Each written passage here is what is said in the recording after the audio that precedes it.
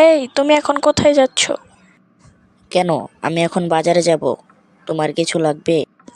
না, কিছু লাগবে না, তবে তাড়াতাড়ি চলে এসো। ঠিক আছে, তবে আমি এখন যাই। ঠিক আছে, যাও তাহলে। কি সুমন ভাই, আজ এখনো দোকান খুলেননি কেন? ভাই, এক জায়গায় যাব তো, এই জন্য আজ আর দোকানটা খুলবো না। ও আচ্ছা, তাই নাকি? তাহলে কোথায় যাবেন? মামার বাসায় যাব। ও আচ্ছা, যান তাহলে। তবে কবে খুলবেন দোকান? কালই খুলবো।